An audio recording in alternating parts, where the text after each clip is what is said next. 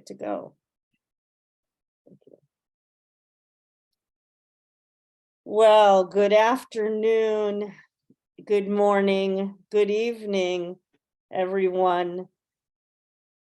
You have arrived for Cultivating Voices live poetry, another one of our wild card open mics, and I can assure you it has been quite wild getting the list together for today. We've got a fabulous audience assembled here live in Zoom. Welcome to those of you watching us here from Facebook. And of course, I always like to give a special little shout out from time to time for those who are watching us on the recordings. We have folks who, we have hundreds and hundreds of views every single week after the live program.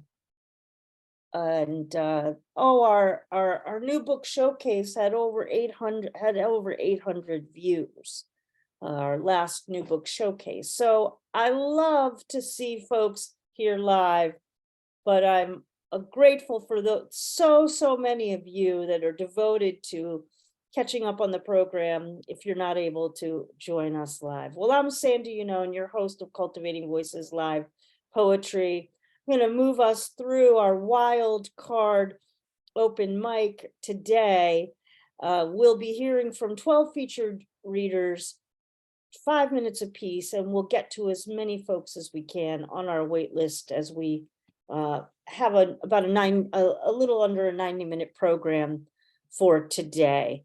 Well, I want to also, before we start hearing the poetry from our poets today, also give so much gratitude to the poets who've joined us for this month of February. And as I mentioned, this is our last reading for February. We always end with the wild card open mic, but it has been a very, very powerful month of readings, and I'm just so grateful for all the voices that we've been hearing from. Many of you here are in the room from and last week in our new book showcase, we heard from Avacha and Regina Garcia and Indran Amir Dhanayagam. I hope that all of you have been able to watch that on the recording if you were not able to be with us live. And of course, go back to the first recording of our month. Our poets focus on the word voice, where we featured poetry that was inspired by the poet and the live version of the poem Lift Every Voice and Sing by James Weldon Johnson. Amazing past two readings, and I have no doubt today that our reading to close out the month of February will be no less inspiring. Well, let's get to it then, my friends. And always a pleasure to be able, when we do have an open mic, to start out with a poem from the Flying series, Alexandra Psaropoulou. Would you please share what you have to share with us today? And we'll then hear from Tweedy. And we're seeing you on this, your screen sharing is coming up. We're seeing the graphic. You can see the graphics going by. So far it's looking great. And it's scrolling. Okay. I think we're in good shape. I'm not stuck on the cover, right? Okay. Flying 15. Keep up with that turquoise lover, so full of love and kindness. Before doubt compromises every fleshed out interaction, keeping viable, honey-sweetened utopias sinking in a black swamp of remorse. Leeches of greed sucking on lust and shame, enduring through our biggest mistakes, emerging into our new biggest improvements, into new consummations of refined affection. Earth blooming with polychroming, cultivating virtues. Olive branch rites, turquoise toning, all plentiful harvests. Keep up with that cleansing, so salving for each wound. Before pus infests every vital feeling and thought. Keeping soft every hardened organ. Our hearts tormented by dark red memories. Collapsing at the gates of our own perdition. Crawling through our narrow bloodied trenches.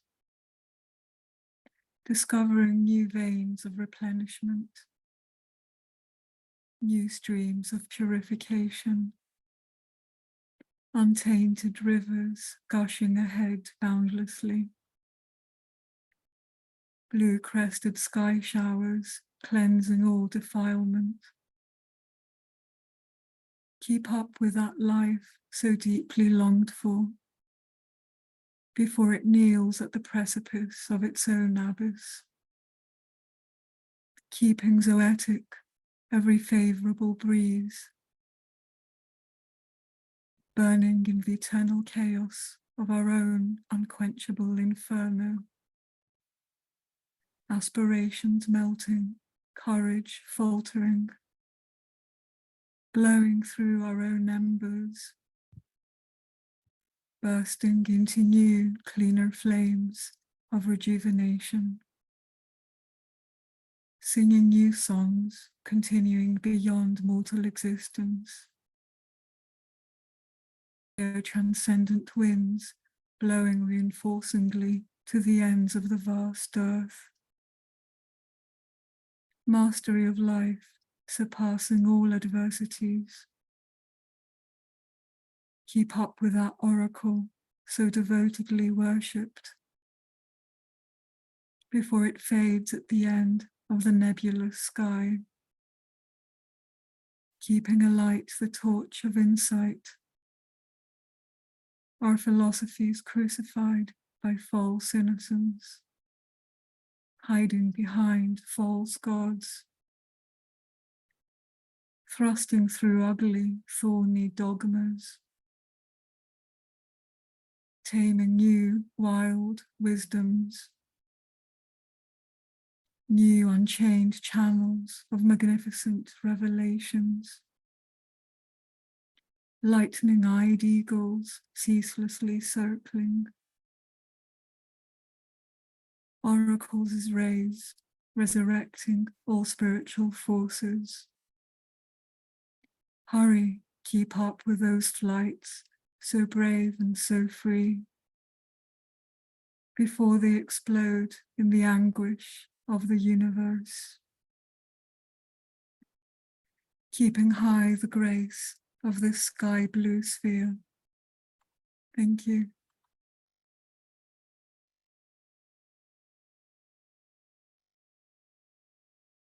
I always find a poem from the Flying series just such an uplifting way to start out our open mics. Thank you so much, Alexandra Psaropoulou. And I wanted to also mention to each of you, as you are upcoming on the open mic, to please also share when you come on. Remind us where you're joining us from. I often have a sense of that, but for our audience members to have a sense of the vastness of where we're getting to hear people read from today. So thank you so much again, Alexandra. And we will now hear from Anne Tweedy, followed by Ben Olson. Welcome, Anne. Thank you. It's That was so beautiful, Alexandra. And I have a cold, so hopefully I will not have to stop too much. But I have two poems. The first one is called Light Ship. Light Ship. My dad gave me his car before he died, a 2008 Escape. It takes me places he wouldn't go, like this cabin at the Buddhist center where I meditate instead of pray, or the cross-country trips he didn't take because his homebody wife held him close. When I last visited Massachusetts, the car went north to Maine with me on a lark because internet articles promised the best lobster roll. Not bound by precedent, it takes me on kayaking trips, though he never canoed after remarrying, much less kayaked. It goes to the movies and could visit a gay bar if I could find one in my new state. When I'm en route to a place he might have liked, state park or wildlife refuge, I think of how a tiny piece of him is coming along, of how he inadvertently carts me around. Although alive, he often stranded me.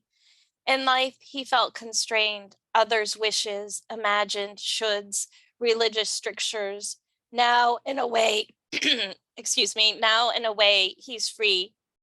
And his car is part of what makes me free, and freedom is everything to me. And then this, thank you. This next one is called Interloping. Interloping, derivative of a derivative, the snow plant, its Latin name, bloody flesh-like thing, steals life from fungi who are in a symbiotic relationship with conifers. No chlorophyll, just a red stocky stalk of meaty flowers. It eats the photosynthate that conifers gift fungi in exchange for transmittal of water and minerals to conifer roots. Opportunistic, like a tax or a ransom note. Soft and cool to the touch, it looks like an antique pineapple fence finial or a mass of red ribbon, half knotted, half carefully curled with scissors, a child's art project, a gaudy centerpiece. It feels out of order in the forest, a disruptor, looking around at pine needles, fluorescent green lichen, moss-lined tree bark, small purple and pink flowers protruding from thin green stalks. Outlaw, you almost want to say. Can't you see you don't belong? You are so unlike anything around, not to mention that you steal the work of others to survive. But these things must not be said to the snow plant. It is thick and strong and innovative, somehow having made a life out of meager tools, a formidable oddity where there might have been nothing, the biggest bright thing on the forest floor. It's a wonder and a beacon. Thank you.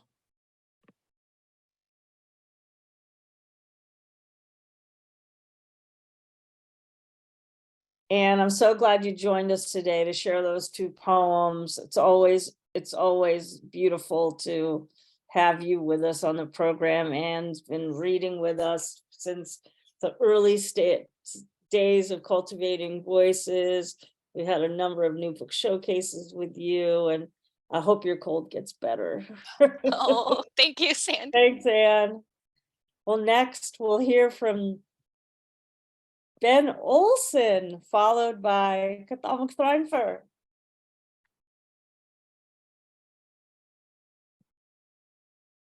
Thank you, Sandy.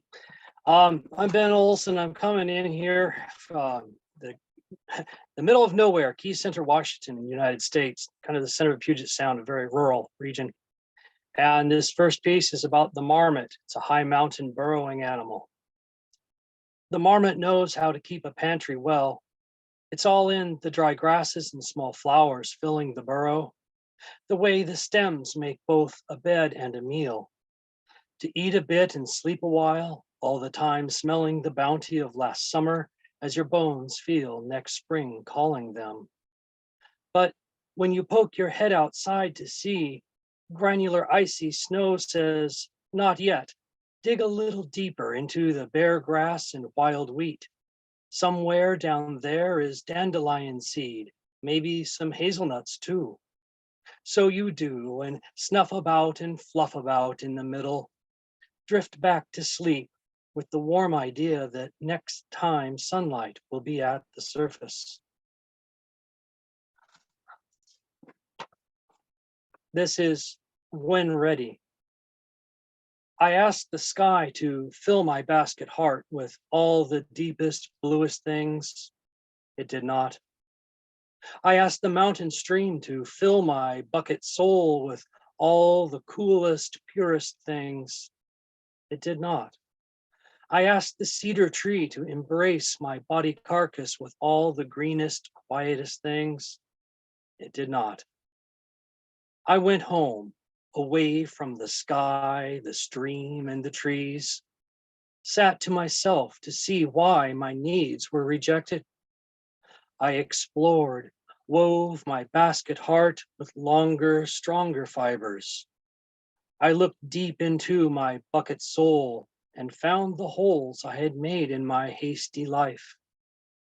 I wrapped myself in arms of my own body carcass and rocked slowly to and fro until I was at ease. I returned to the world, to stream, to tree, to sky. I knew no fault there had refused to heal me. I knew now my own healing, my own full heart, my own sweet soul, my own comfort arms the world hungers for. I brought all of me to this and said, "Take me, I am yours."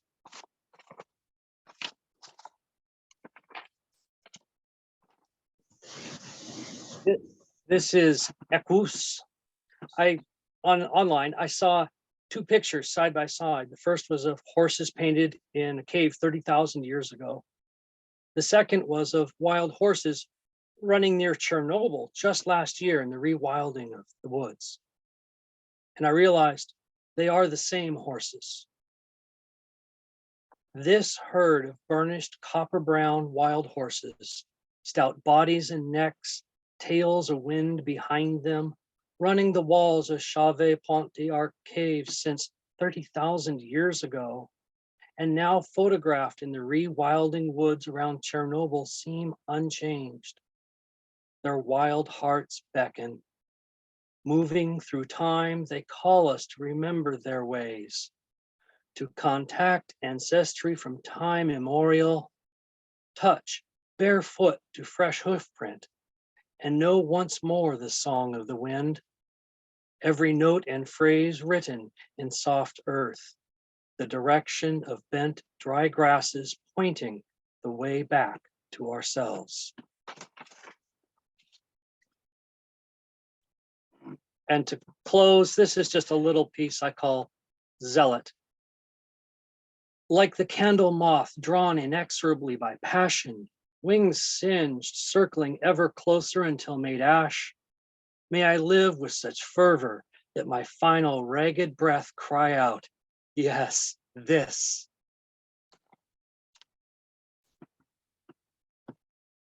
Thank you so much, Ben. So great to have you here today. As I mentioned, I was able to hear Ben read this past week live in Olympia, Washington, and great to be able to follow up and hear your poetry again so soon. Thanks for joining us. And now we'll hear from Cathal Mac Thréinhfhir, followed by Harvery Soss. Hello, everybody. Sandy, hello, how are you? And hello to everybody here listening and reading. Thank you so far, and I'm sure we're going to hear good poetry for the rest of the evening as usual. I live on the mid-west coast of Ireland, near the Viking city of Limerick. Two short poems for you. I won't need the five, Sandy, just two. First one's called Beyond Byzantium. The times of beauty and of grace are gone, when towers of the mind are fallen stone, and singers of the song now stand alone, in tattered rags and withered to the bone. We twitter about this and that online, following blind the latest thing to shine, while Yeats keeps watch beneath Ben Bulben's eye and wonders where the beauty lost must lie. Beyond perhaps golden Byzantium, beyond the boundaries of human fire, to show how far from beauty we have come, to turn again towards that burning gyre, To light again creation's sacred spark, renewed again and kilned just like fired clay, that we may cast again our living work to Byzantium sages for a day. And the second one, short one, is called Wilderness of Mirrors. Mirrors reflecting from a burning sphere, whose light upon the mirrored glass shines on coldly, a wilderness of mirrors imagined darkly, the self reflecting from their surface clear. I move invisible at my own pace, as self-energy surging flows from day to night.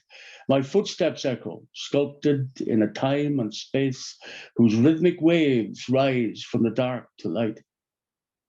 Beyond the earthbound chains of human clay, seek to touch transcendence within my pilgrim soul.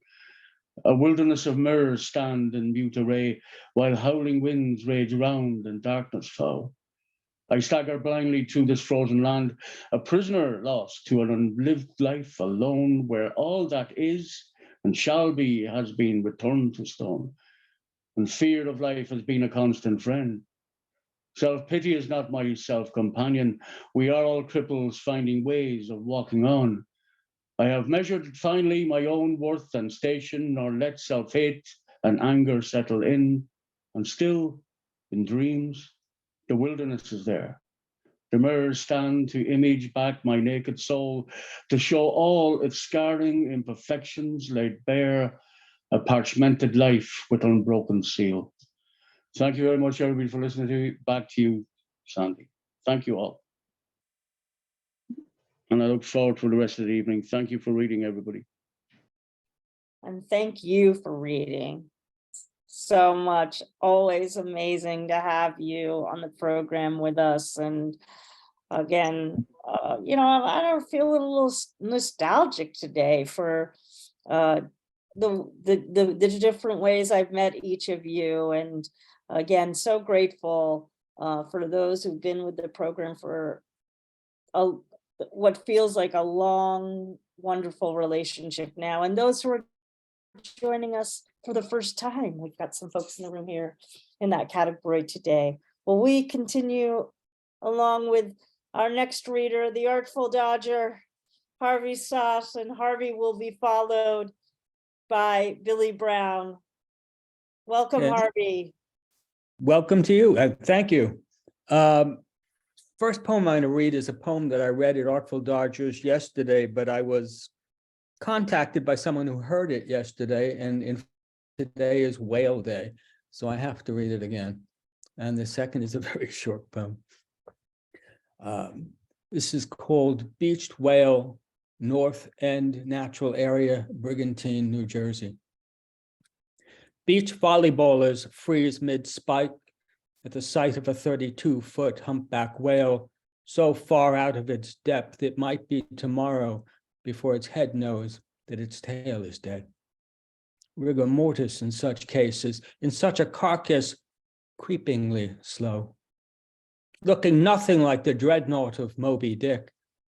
Experienced whalers might have told us that it could take months to decompose, its oil unsalvageable, what the industry might term an unprofitable kill.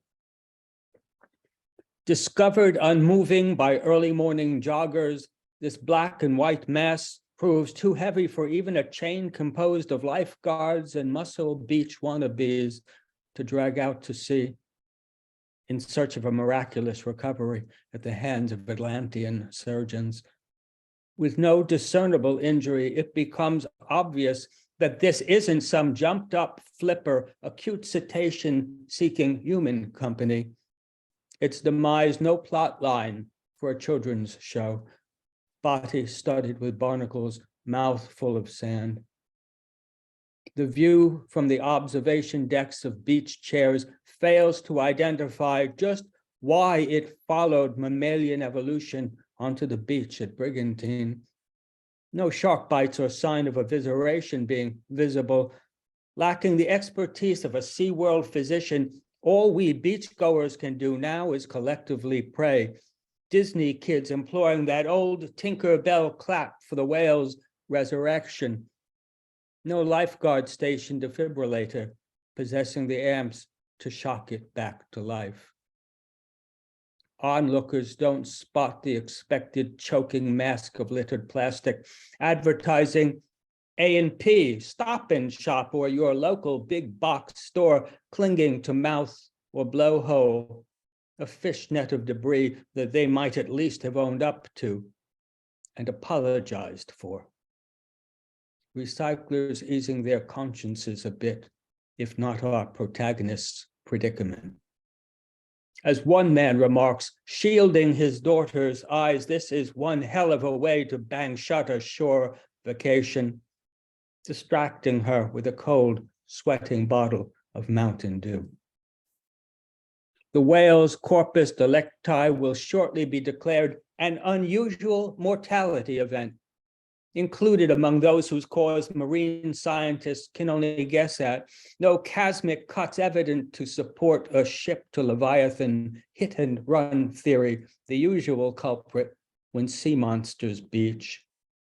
Officialdom will shrug off responsibility, happy to proclaim, to applause of popping champagne corks, our hands are clean, suggesting that the beast, known for its complex songs and breech behavior, might have succumbed to ennui, a deep sea feeling whales have been known to sing about, begging the question of whether this fellow's final chart topper, a side of those sounds New Agers record for sleep music, smooth as talc, was a suicide note. Those closest to it snap towels to keep off horseflies, while those of us at the margins clasp hands and wait for it to die. Sea worshippers and body surfers grown somber, extending such hospice care as a stretch of beach permits.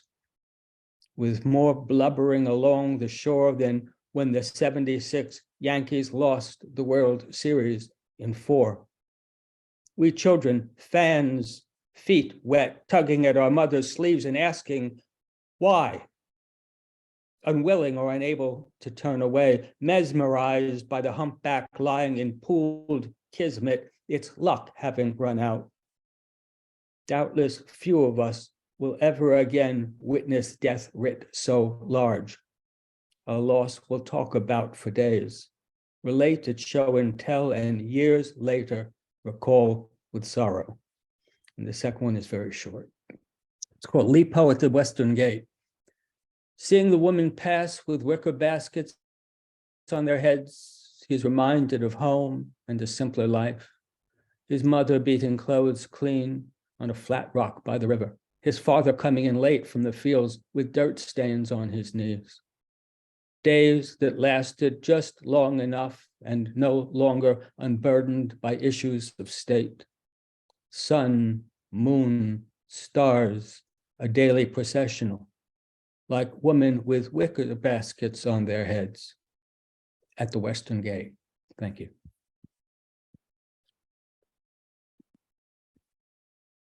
And I should, I've posted an invitation to the next Artful Dodgers reading in the chat. Thank you so much. That's Harvery Soss joining us with another epic poem. I marvel. Well, now we'll hear from Billy Brown. And Billy, I hope you'll announce the upcoming reading that's coming up with Fixed and Free. And Billy Brown will be followed by Wanda Wilson. Yes, thank you very much. Welcome. Thank you so much for hosting this, and it's such a marvelous reading so far. Our next Fixed and Free poetry reading on Zoom will be this coming Thursday evening, and two of the featured readers are with us, Lenora Good and Don Krieger, and then also the third featured poet will be Catherine Strizik, who recently was the Poet Laureate of Taos, New Mexico. So it should be a really good show.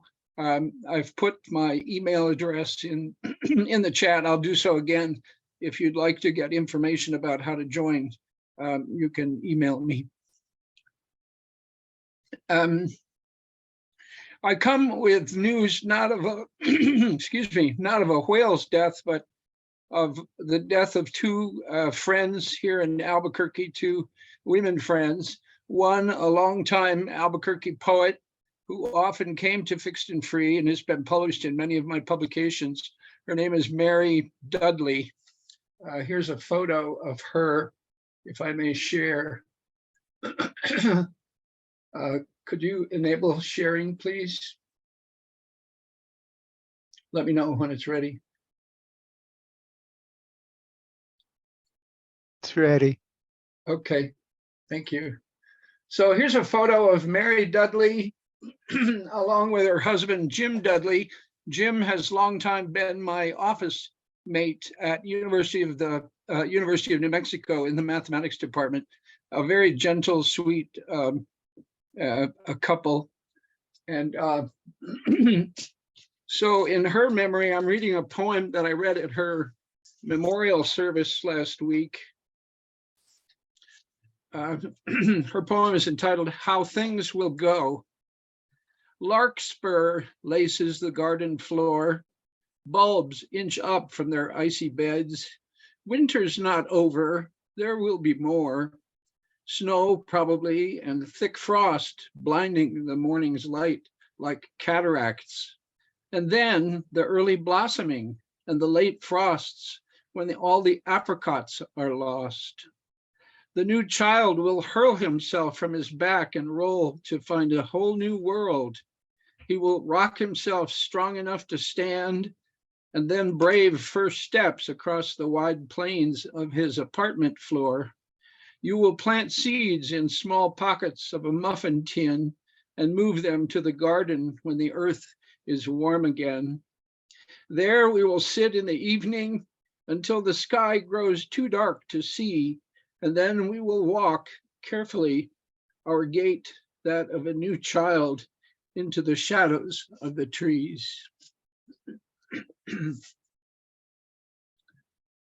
And the second woman we lost recently is the wife of another friend of mine. She's not a poet, but she's an artist. She's very well known in many areas of the United States as a paper artist. She has a shop in Albuquerque called Little Bird de Papel.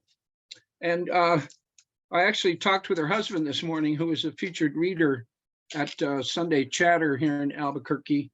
I purchased this from him. Can you all see it?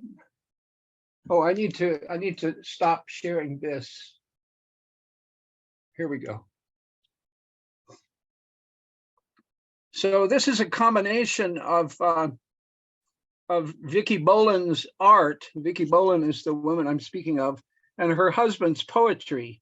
Often they produce joint little projects like this. I'll read the poem by her husband, Richard Wolfson. It's called Tao. To be truly good, you cease fighting the darkness. You just make beauty. To be truly good, you cease fighting the darkness and make beauty.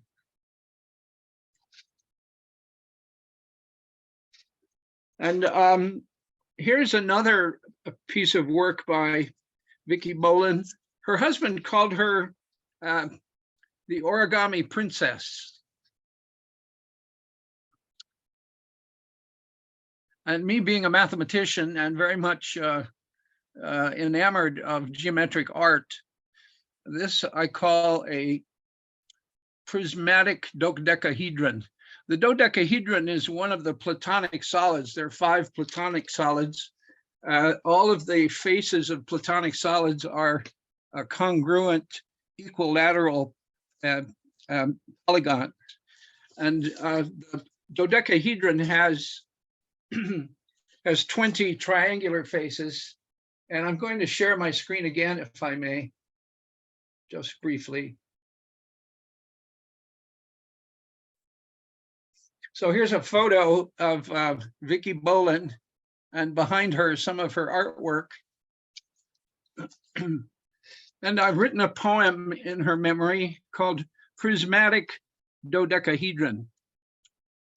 Vicki Boland our origami princess, returned to Mother Earth last week in a green burial. Vicky is an exquisite paper artist. Her outlet called Little Bird de Papel in Albuquerque. Several years ago, Vicky blessed me with this beautiful dodecahedron, each triangular face, the base of a lovely triangular prism. When I heard of her death, I immediately placed Vicky's creation in my office in prominent view to inspire this poem. Peace be with you, Vicky Bolin. Thank you.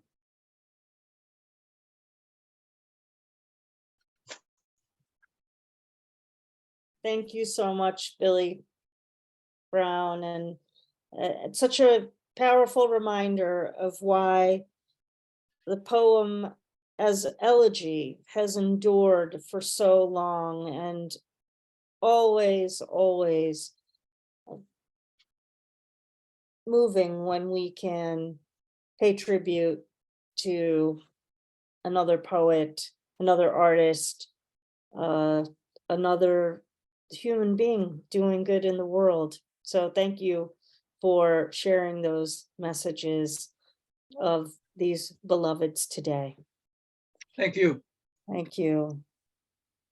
Well, we now will hear from Wanda Wilson, followed by David Brydges. Thank you so much, Wanda, for being here today.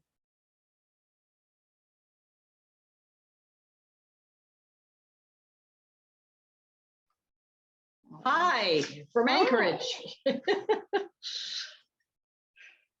So I will be reading two poems. The first one is from they're both hiking poems and about hikes I've taken here. And one of them is from a village in the southwest of Alaska and what happened. They're here for the dog. It bounced off the mountains to the tin of my left ear. And I think how long I've waited in all the wilds, all the mountains, to hear this howl. I've traveled so long with this deep romantic longing to hear inside. I turn my back to this sun-blessed march, knowing I've walked too far. My legs won't quicken any faster. It's 2 miles to the car, and the dog begins an awful whine. I pick up rocks, branches, anything for the fight I know that's coming. This new spring air breaks, deafening. My breath is metal. I hear my heart thrumming like a broken drum. I keep looking behind at nothing, into this blind spot of sunny forest. I attempt to step up to an even faster pace. The dog is screaming. I stop. The hair on my arms, my neck, I watch it rise. I know they're here. They're here for the dog, and I'm a tasty opportunity. I scan the woods again and wait for a twig to snap.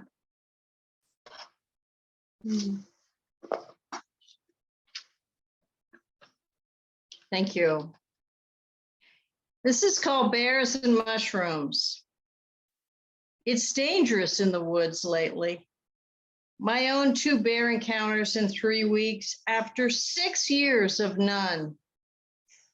They're upset by the end of summer and early August with too few berries, over a month of rain, dark, cold, and snow already in the high mountains. Still, I go hiking and stop for a while to gaze into the stillness. Even picking wild mushrooms deep in the forest, my friend going one way, I the other. I listen to the quiet, the beauty, to the moss rising from the rain, to the drops falling off fragrant spruce, glistening in this rare sunlight, to the golden musk of my snare, tickling my nose. It's a moment of glory. But my friend calls me back from my soft, too far away reverie, back to the trail and bear safety with her. Our baskets are heavy and full. We turn to each other and grin so loudly we laugh and smile our blessings to the woods. Thank you. Thank you so much, Wanda, that we could all smile and share our blessings to the woods. Yes. Indeed. I'm reminded, Okay.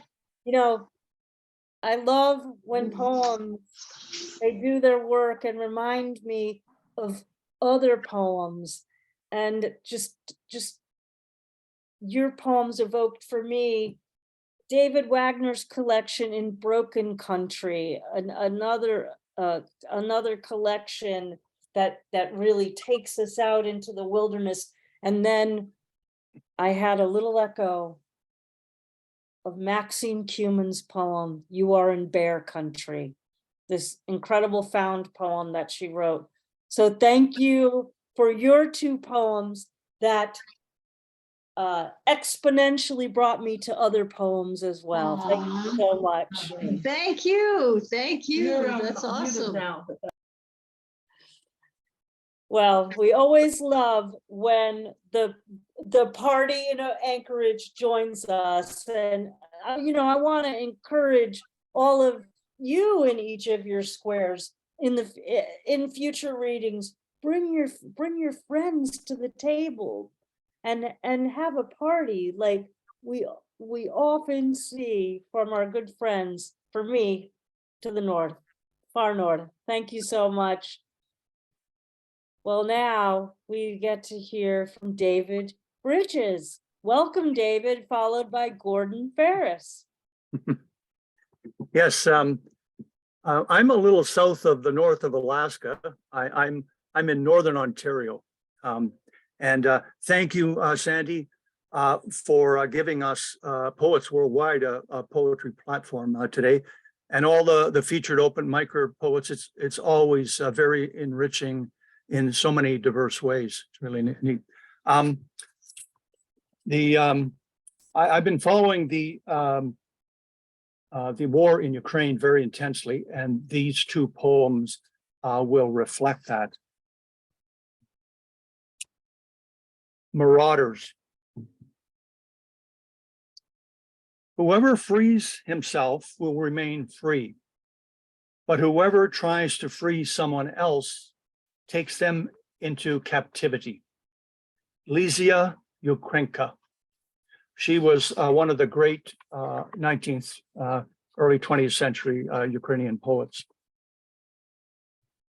Desperation breeds desperation as rapists, murderers, recruited by Wagner Group from prisons, promised if they fight 6 months, they can return home free men. On front lines, they're slaughtered, filling Wagner Cemetery with crosses for miles. Russia proclaims its special military operation is ridding Ukraine of its anti-Russian nationalism. But you cannot destroy a nation's literary heritage. The bomb went under the roof, starting a fire, destroying the great Slavic poet Hryhor Skovoroda Literary Memorial Museum. The collection was removed beforehand, and Skovoroda's statue somehow survived. Angels of Sovereignty performed a miracle. I watch a TV show of exhibition bearing witness to war crimes. One recreated a Ukrainian soldier's prison with blood-stained walls Absent are nose-breaking bones echoing across this torture chamber. Russian poetry was written on walls, forcing prisoners to memorize, an absurd attempt to Russify them and erase their own noble poetic culture. How many Russian poets compose about the glory of this war? Most fled the country, are in jail, or have gone far underground. Their sparse notes from under the floorboards embarrass Dostoevsky. I post this on the Ukrainian website, where 26,000 poems worldwide reside as a legacy of Eros over Thanatos. Wars come to an end, and poetry does not. On the bard's front line, battlefield, poetry is a patriotic missile hitting its target, the damaged but never destroyed human heart. Thank you so much, David. Thank you. I've got another poem, Sandy. Oh, go right ahead. Yeah, sorry. Apologies. A few weeks ago, we had a polar vortex. So there was 2 or 3 days of cold weather, like it's called a cold snap. The Arctic winds come down. But in Ukraine, there's a greater polar vortex. A different polar vortex. A 1,000-year vortex of violence invades the land and its people. A 1,000-year teardrop big enough to make another Dnieper river. A 1,000-year gates of Europe covered in ancient blood-stained icicles. A 1,000 years of villages obliterated by marauders and bombs. Subjugated serfs, then become peasants, pulverized by conquerors' pain and more pain. Only memory survives, skating on one leg on a lake that will never thaw. 1,000 years of war horses frozen beside the leopard tanks to come. 1,000 years of dead babies' arms reach from the snow as mothers hold nothing but the cold. 1,000 years of dark apples search for warmth from the sunless sky. 1,000 years of thick scars harden on frosted faces no plastic surgeon can ever erase. 1,000 years of new exiles speaking English in other countries, unable to translate the latest horrors. A madness chill that stunts any advantage of being far from the front lines of their country in crisis. 1,000 years of culture wars can't silence sovereignty's songs. No peace passes unfrozen eyes until the spell is broken with words that spell nothing but the fire of freedom. Thank you. Sorry for the interruption initially. Thank you so much, David. A powerful reminder, as if and to keep in the forefront. It was a little over a year where we were doing our reading in support of poets and the people of Ukraine, and that we're still needing to provide that support is humbling, to say the very, very least. And I thank you for bringing the continued consciousness to the program. Thank you so much. Well, now we will hear from Gordon Ferris, followed by Cynthia Steele. Thank you, Gordon. Good to have you. Good evening, everybody. Brilliant night of poetry again, until now. Reverie. multicolored marionettes dancing in a circle on the ceiling. Rooms spinning around, unable to move in the bed, limbs weighted down by unseen forces. People say this happens the second you wake from fitful dreams, not wanting to leave. This other realm you faintly recall, yet miss so much. And this is called Possessed by Past. This blackboard is blank, crying out for words to give it purpose. A solitary foal stands alone in the middle of a field. It wonders, is this my place? The sign with a place name standing in a train station wonders how this became its purpose. Once upon a place in a backward time sat a man in a pose, possessed by a long gone lover from a distant ghostly past. Does this all belong? Is our past and future moving over each other in defiance of what we think to be our reality? And this is called View from a Train. Winter trees in a barren field, skeletal like Holocaust survivors standing in icy rain. Some reaching arms in heaven, some are on their knees in prayer. Summer is just a memory now, eternal dusk upon them, another of history's winters. And this is called Storm View. Trees lean in the wind, a piebald hides in the corner out of the tempest. Clouds overhead speak of neither night nor day. Birds scavenge for food, some soar on the wind. No man mad enough to venture out, none to be seen. Thunder in the distance, the clouds' anger venting, merry men arguing. The rain enriches the green and forms a pool in a field, where a solitary duck rests, submerges its head, shakes off the water, then departs gracefully, rising on the wind. And this is called Retrieved Words. Crooked cobblestone streets, pleasing to the eye, uneven on the aged feet. Damp, misty night air invades every crevice, fingers touch, senses awaken.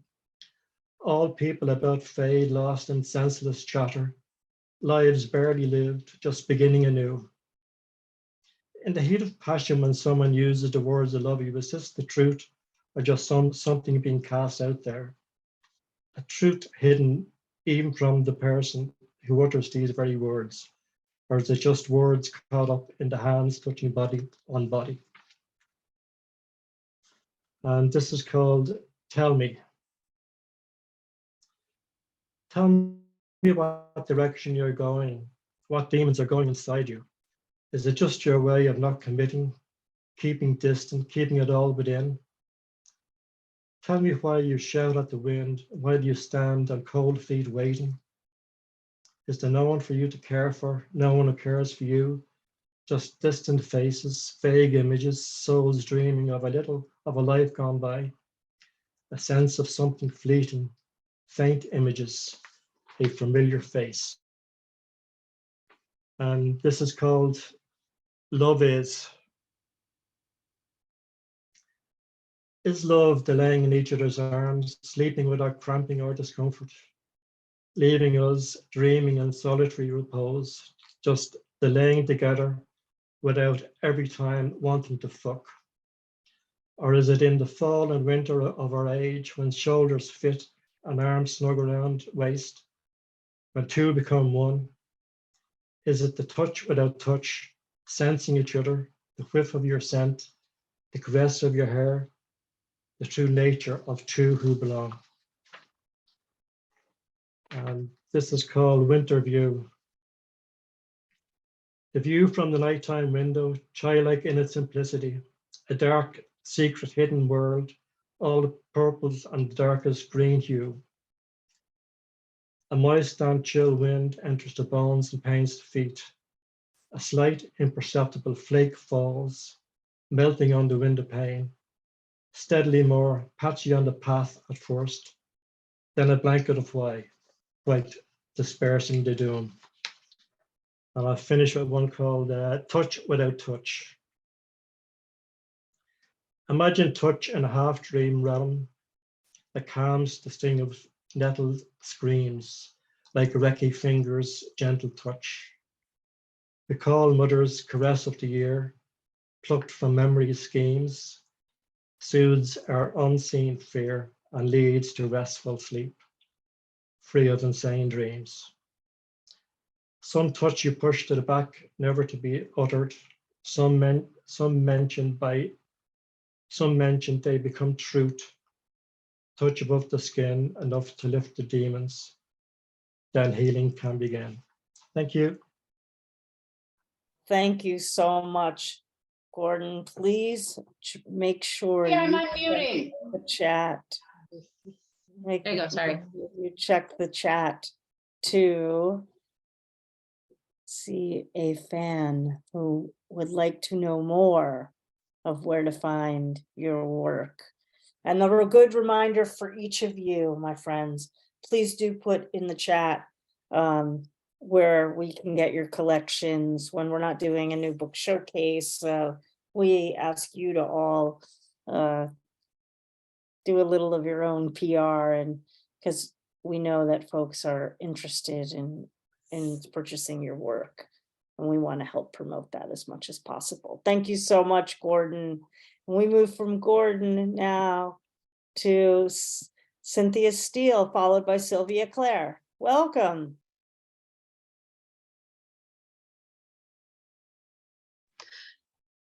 Hi, from Alaska. It's really nice to see you on there.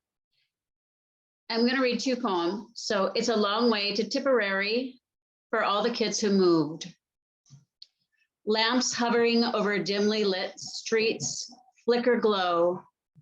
Emergencies unpacking in the middle of the night. In the morning, with the trash collection truck screeches, a pretend family and I ate dinner in the corridor. My daddy got a different apartment some roads away from us. We can't walk there, and he comes by less and less. But oh boy, howdy, when he comes, he's full of smiles, lifts us high. Truth, where we live now, is a place so unlike the others. Neighborhoods all having their own names and everyone knowing them. Took me years to piece together where we'd been from here. Was it like that for you too? Did you get lost going home from the bus? Oh yeah, we used to live there in that faded light blue basement, but now brown with the laundry room and the outbuilding. Mama said, be nice. We'll move into such a nice place. Wait and see. But my things are gone. My sister's things are gone. Don't cry. The fire engine siren roared in my ears when it started. The fire. Children with matches and nobody home. Just a prank, joke, game. The dogs caught distemper and I rode my bike. When puppy's paw caught in the spokes and she shrieked, but she's quiet now. It's a long way to Tipperary. It's a long way from home. We move because we have to. Keep a toy, get more later. They're only things. What's that you say? You lived in the same home your whole life. I didn't know that was a choice. Wasn't for us. We followed time, it marched on, and we scuttled to keep up with it. How did you? See this, she said, it's my height chart for my whole life. My ears roar ocean. Don't mark on apartment walls. We just live here. We don't own it. Them's the breaks, kid. Don't get all worked up. It's just a bed. It's just a pillow. It's just a dog. It's just a scene like in a movie. It's just your mom, your dad, your brother, your sister sitting playing games. That's right, a puzzle, a word game, a kid game, Twister, Candyland. No place that's not tied up in a game, is there? It's all a scene, a play, a time together. The music feels gone. It's echoey here. There was filled with plants and our things. Mine, saying it's mine, suddenly selfish. Be grateful you're safe here. Not home, but here. Know that you'll be here for a time. It's good. Smile. You look pretty when you smile. There's a grown-up boy. Kids will do fine. They adjust to changes, you know. They're tough. Things slip from our fingers, but not from theirs. Were they blessed, but we are not? Are our planets unlucky? Was God busy that day? Do you have to accept this home? Do we get a choice? What if I'm not grateful? What if my heart cannot sing here? Or again, were you grateful you never had to move like some people like us? Were you grateful you weren't us? Here, take my hand, sister. I'm your upstairs neighbor. I'll show you the ropes as best I can. And that's one more, it's shorter. This is Technicolor Yawn. This is your warning that it is a bulimic poem. Technicolor Yawn. Have a Technicolor yawn, bare guts to the world, revisit breakfast, drive a porcelain bus. Better going down than coming up. Greet your guts, barf ice cream, cool and creamy, easy. I don't let it stay down inside of me. Ice cream's a fave. We avoid some foods because they're unretchable. Pizza, dry, impossible. Spaghetti, positively endoscopic. I ran daily until I almost puked. Okay, I did puke sometimes. I was a model, size 0, 1, 3. I shopped the 579 clothing store that prided itself on size shaming. I'd hit size 7 and I thought of a whale-like body. It consumed me. I've seen the bloated abdomen of someone who's just binged on chips and milkshakes and cookies and whatever. I've looked over my shoulder, pivoted, tossed the fur coat over the other, turned, designer clothing, pivot, turn sideways, and almost disappear. Many runways, my face on commercials between Johnny Carson's Tonight Show and the nightly news. TV does not add pounds. It's surreal, but I never needed a screen to tell me I was fat. I ran as far as I could and I'd listen to my stomach rumble, feeling good. I'd run daily 6 miles, 11. At 11:30 p.m., I would congratulate myself. I couldn't run when anyone could see me. I hated me. My body, my skin, the way my stomach was not flat ever. There are things no one says like, so, still puking up your lunch? It's not something there's even a language for. The shame is huge. Food, the unrequited lover, the enemy. Thank you. Thank you so much. You know, I always, when I'm on the program, you know, I'm taken by all of the humanity and the individual experiences and the collective experiences that people bring to the program. And I so appreciate that I have this opportunity to come most Sundays and contemplate experiences with everyone here. And thanks to everyone for bringing their work, and also to all of us here listening and pondering the meaning of all of these individual poems that we're hearing today. Thank you so much, Cynthia. Well, next we'll hear from Sylvia Clare, followed by L.A. Felleman. Welcome, Sylvia. Thank you. I've got a couple of poems about sort of weather, climate change, kind of what we're doing to the planet sort of thing. The first one's called Cloud Watching. Gaia is spraying her graffiti cans again, having been quiet for a few days, leaving us with only blues or greys. This afternoon she found white, once more started to experiment, sparse spatterings across an endless blue backdrop. It looks so pretty, wafts and drifts, fluff of giant dandelion, horses' tails, aruncus, pollen clouds, sea foam. We open the window. A cool breeze eases itself into overheated rooms. A fly enters, investigates, explores a little further, finds nothing of interest and leaves once more. Silence descends, occasional woodpecker chatter echoing between trees. A few late rooks call to each other. Red sun disappears behind the trees, but is not quite yet gone. This day is still too warm.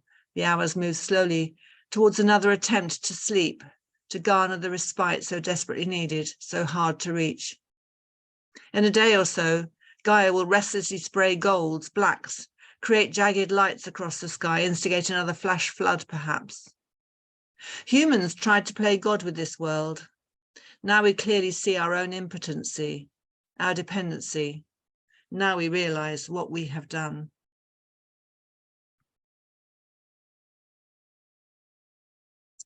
This is on a similar theme. It's also the title poem of one of my books. It's called Gaia's Angry Daughter. She balls her fists, screws her features into a mask, opens her mouth and breathes out, forming her breath into a long, loud, silent scream. Then, hearing nothing else breathing, opens one eye. Tentatively looking around, what is left? The land is charred black, mummified corpses scattered everywhere. In some places, the bloated remainings of drownings, murdered bodies floating to the surface of her mother's bountiful belly. The other eye opens, all joy drains away. Where is her nursery playground? Who has raped her mother, stolen her childhood? Gaia's daughter has nowhere left to play. Now she is angry beyond words. Her terrible twos tantrums will burst onto the world, onto the destroyers, onto their legacy. She has allies too, rallies them to her side. Encouraged by their vision, she turns against those destroyers and breaks their world apart. Fragments of delusions finally destroyed. Gaia's daughter will have her life, her friends, her loved ones. Her playground will be restored. Till then, the rest of us must wait. Patience is the long game, not losing heart, the secret power. Gaia's angry daughter will one day only have reason to smile, and we shall hear her laughter through the clear running water, through the bird's song and the frog's chorus and the insect hum. Hear her love in the mighty crashing waves of the ocean, flashes of silver from the bright leaping fish once more abundant. When Gaia's daughter again sleeps peacefully, then we can all rest.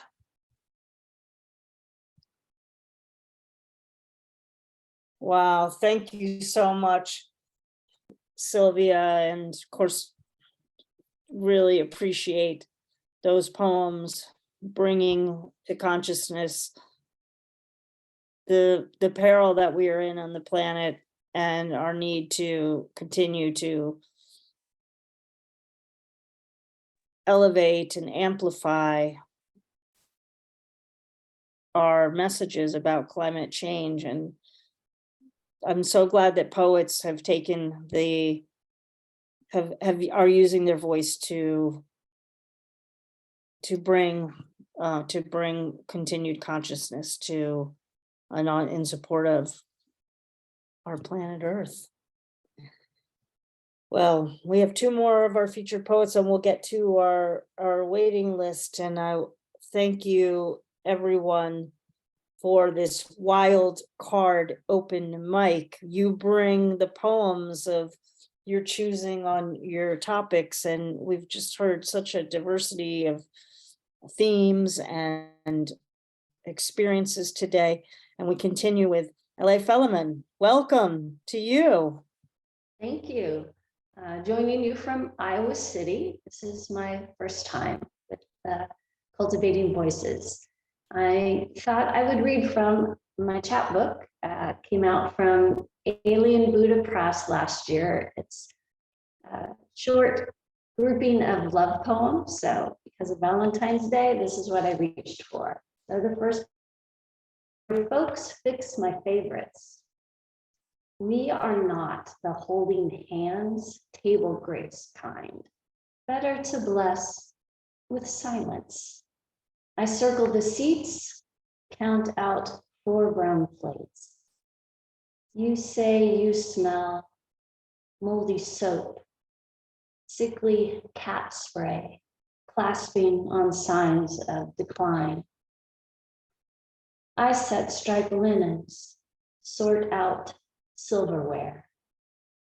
They debate, bake, argue, sear, raise temperatures, stewing in old grievances.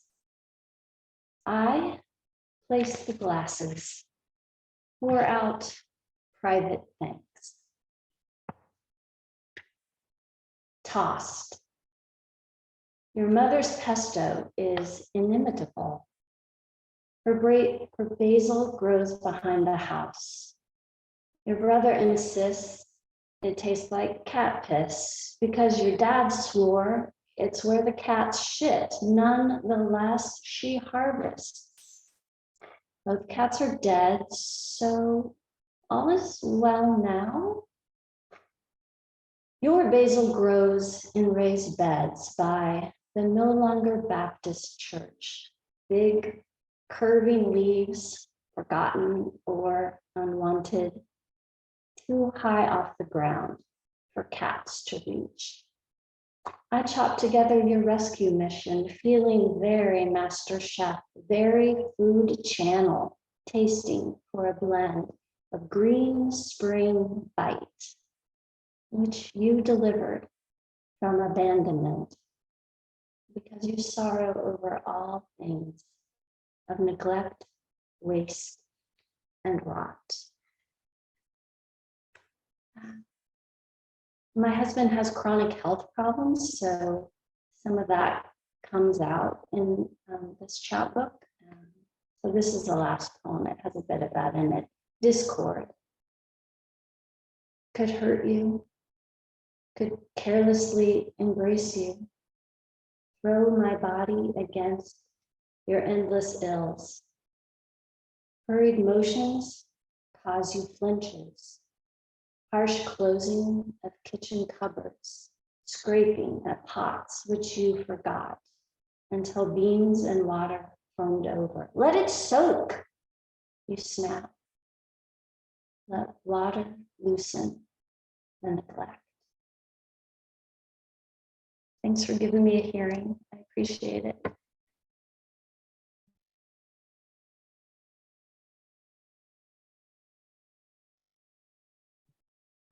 Thank you.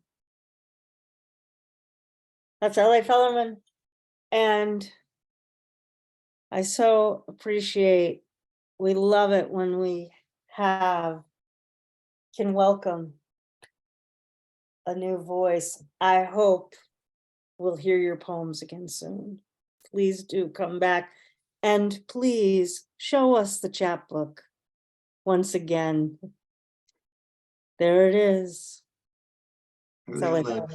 Thank you, beautiful. Well, we will close out our featured wildcard open mic readers today with Giulio Magrini and try to sneak in a few more poems before the half hour approaches. Hello, my friend. Nice to be here, Sandy, coming to you again from Pittsburgh. Congratulations to L.A. Felleman. She's a good poet. I'm going to look her up. Anyway, it was important to me that this poem not be complicated. This is for my sister Diane, who had Down syndrome, and the ones we call special. And for the love of Quasimodo, for Esmeralda. Argus was a figure in Greek mythology with 100 eyes that were subsequently put on the tail of a peacock for the special ones. To grunt, slobber, pant, to waddle, to grin, to act improperly in the real world, to walk lumpy, to pandemonium on Sunday, retard sweating hands, protocol to be able to make change and be told, you're a success, to be ridiculous and have an excuse and not use it, to laugh at complexity, to dance truly alone, act the fool, swing from the bells, to be found thousands of years later in the arms of your lover, without the eyes on the tail of the peacock.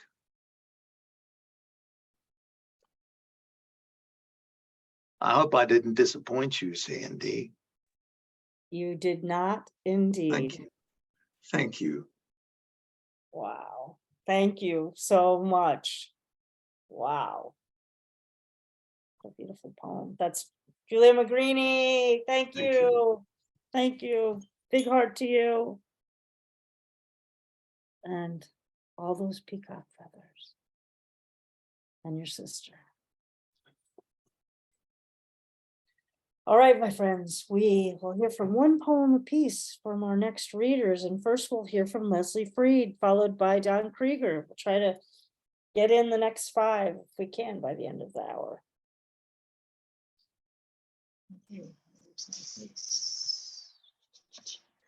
Hi, everyone. Can you hear me?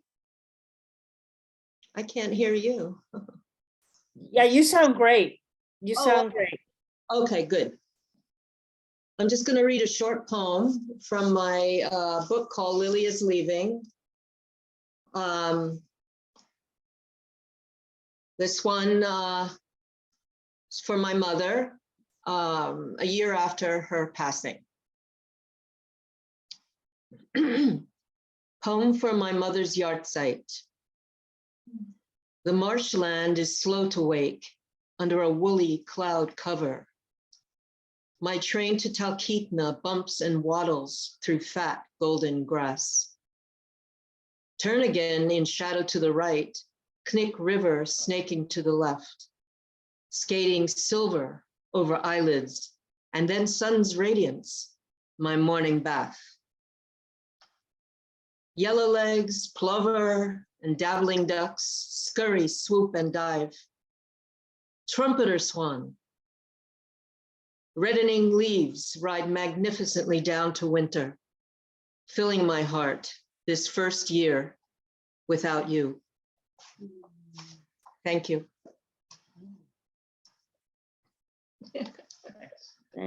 Thank you so much. A beautiful poem.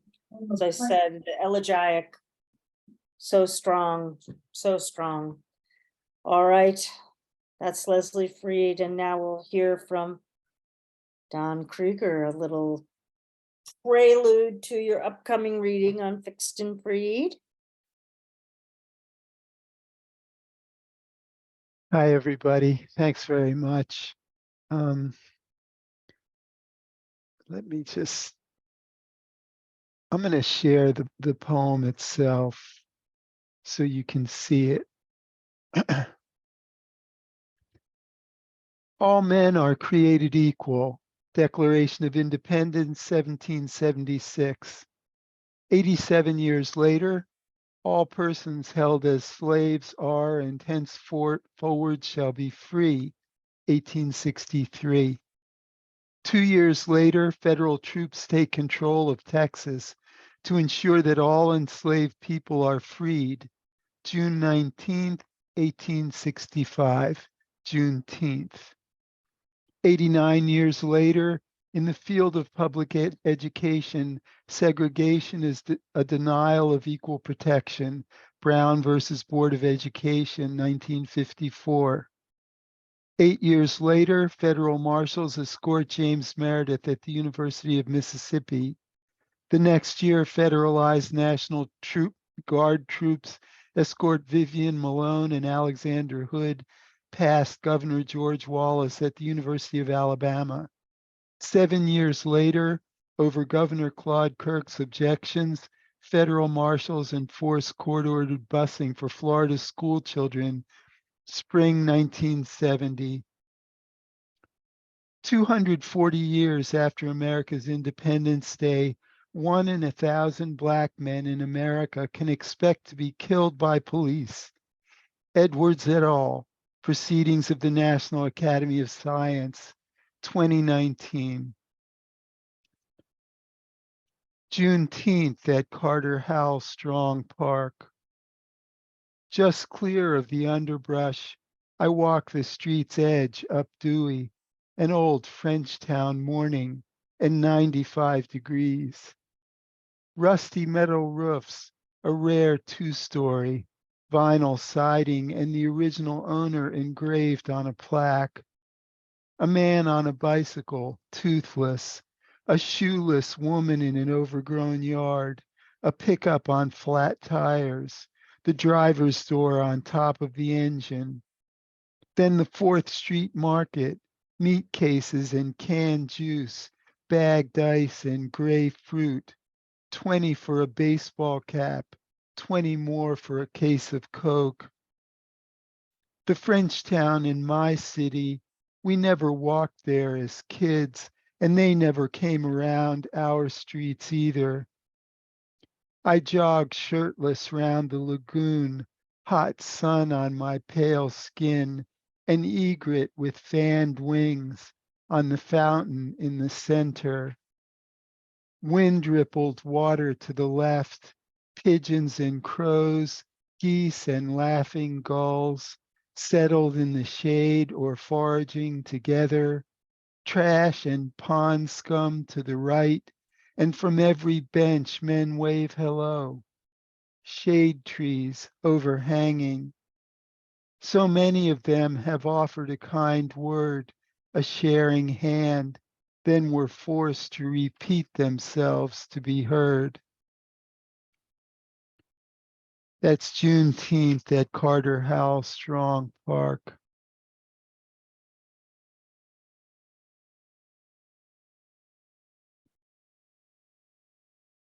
Thank you, Don.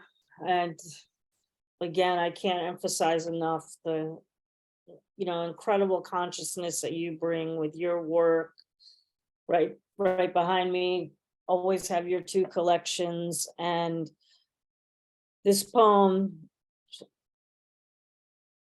Juneteenth, bringing back a reminder that we have been celebrating and honoring and contemplating Black History Month here on Cultivating Voices Live Poetry for our first 2 readings of the month, and I'm very, very pleased to be continuing to bring your poem to the table today. Thank you so much. Well, we will now hear from Lenora Good, followed by Batt O'Connor, and I think we're going to get all our readers in today. Thank you, Sandy. And I'm coming from the desert of Washington State, Kennewick. Why mothers are angry. Dedicated for all the mothers of Black or brown or red or yellow children. For all the children who love their mamas, whether Black or brown or red or yellow or white. I heard the news that night and can't stop sobbing. Mom, he cried. Mom, my son, I hear you. I come, baby, where are you? The 5 rows thought he said, Mo, Mo, continued the beating. Mom, Tyree called one last time, then slowly died.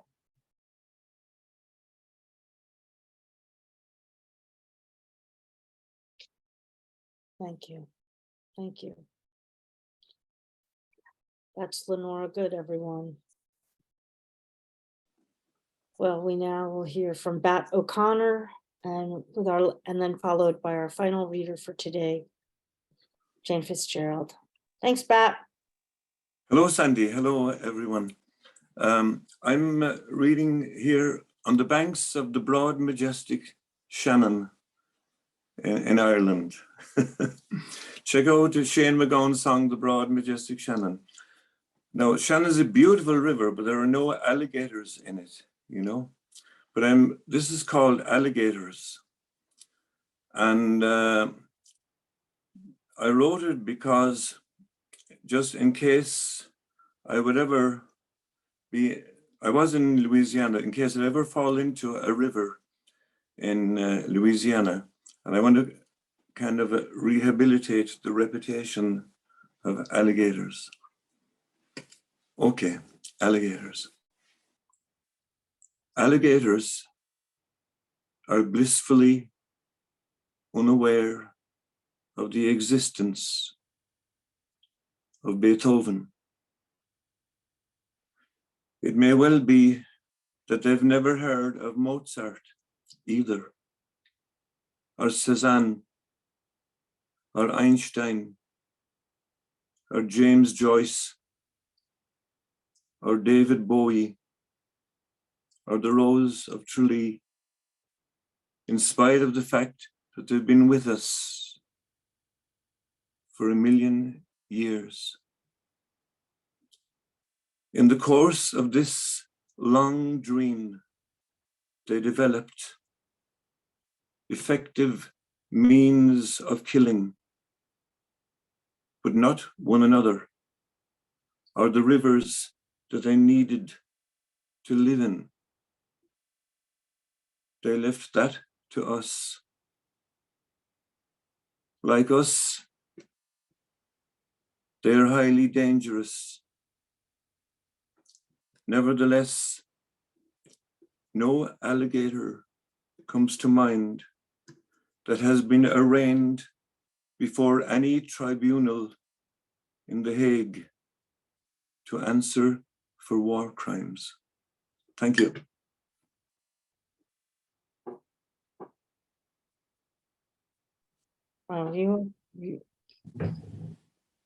What I always love to say is that anyone on any given day who is not one of our featured poets can be a featured poet. There's a pure example of the power of one poem. Batt O'Connor, thank you so much.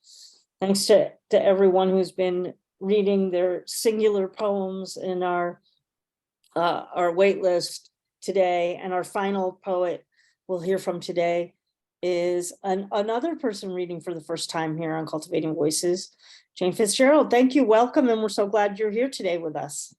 Thank you. Can you hear me? I'm Jane Fitzgerald. I lived in Annapolis for 40 years, and now I've moved to Florida. And I have so much enjoyed your poems about big issues like war and racism and nature and pollution. I'm going to read a poem about, it's not long, something we all face. I couldn't have written this 10 years ago, but I can write it now. It's called Scarlet. Late in life, she finally understood the slash of scarlet across the mouth, cheeks powdered brightly as a cardinal's breast, overly treated gray hair resulting in peculiar shades. Her image in the mirror was like a mirage, a distant, nebulous, misty vision. Applying makeup was a blind guess, like putting paint on a used canvas. Only vivid colors could cover what was done. This was a desperate effort to recapture her young face, long lost in time. At home, she cautiously moved from room to room, slowly navigating the familiar house, determined to remain in her old, comforting space. When in the company of others, she struggled, positioning herself as close as possible, her head tilted to catch a phrase. She shunned her beloved books, her eyes encountering confusing blurs. Myriads of minute losses, little by little, caused growing infirmities that robbed her of confidence and clarity, leading up to the entrance to frightening, shadowy old age. She was waiting in the dark anteroom with only one exit that led directly to death. Her misapplied scarlet lipstick, bright as blood, belied an unwavering will which refused to surrender. Wow, that is Jane Fitzgerald. Thank you for joining us from the state of Florida. Elizabeth Bishop said the state with the prettiest name. And hope you too will join us again soon. And thank you for that powerful poem. Well, folks, I'm gonna close us out with a poem that I read. I've been going through old literary journals and found a poem by Claudia Lars, who's one of El Salvador's has been one of El Salvador's leading poets, contemporary of Gabriel Mistral. If you're not familiar with either of them, I hope you'll look up their work. And this is when I read this poem, I just thought so much of all of you here on Cultivating Voices. So I wanted to share this poem with you. It's called, it's translated by Philip Pardee, and this is the poet Claudia Lars. The poem is called Poet. The harp's secrets won't suffice, not the wind with its symmetries of birds, nor the hyacinth stones or explosions, nor even this lively heart beneath my hand. It's difficult to tell those who listen, I am this, we, and what's ours consumes me. Oh, fabulous sky, holding in place your stonework of gold. Oh, the dead, devoured by worms and shadows, timidly offering hints of trees. I discover my language and deliver the rebellious life of 100,000 faces. I come from a great silence, a silence that speaks. That's the poem Poet by Claudia Lars, translated by Philip Pardee. As I mentioned, she's one of El Salvador's, had been one of El Salvador's leading poets. And I appreciate how all of us work to create this, to move ourselves and move others from a silence that speaks of the 100,000s of faces of the past, the present, and of course, thinking toward the future. Well, that's our program for today, folks, for our wild card live open mic. And I would like to remind you that you heard today on this program, at the top of the program, Alexandra Psaropoulou, Ann Tweedy, Ben Olson, Cathal Mac Thréinfhir, Harvery Soss, Billy Brown, Wanda Wilson, David Brydges, Gordon Ferris, Cynthia Steele, Sylvia Clare, Felleman, Giulio Magrini, Leslie Freed, Don Krieger, Lenora Good, Batt O'Connor, and Jane Fitzgerald. Would you please take a moment to unmute yourselves and show your appreciation for everyone who read, and also to all of us here listening today as well. Thanks to every single one of you. Yay. Thank you so much. Great show. Yay. Wonderful show. Yay. Thank you so much. Thank you. Yay. So nice to see everyone. I want to remind you, Lovely we week. close out February here on Cultivating Voices Live Poetry. This is our third and our final reading for the month, but we will be returning, of course, in March, joining you with, we're going to start the month off with our new books showcase, because the second Sunday follows the huge conference here that's actually hosted in Seattle, AWP this year. It's the Associated Writing Programs. And I'm anticipating that a number of you will be traveling, and we wanted to make sure that our new book showcase for the month of March got a very good showing. So we're flipping things around, and we're going to hold our new book showcase on March 5th. I'm going to let you just know that one of the readers, I'm going to give you a little teaser, one of the readers in her new book showcase debut will be Kim Ports Parsons. So you'll want to be here. That's right. Clap it up for Kim.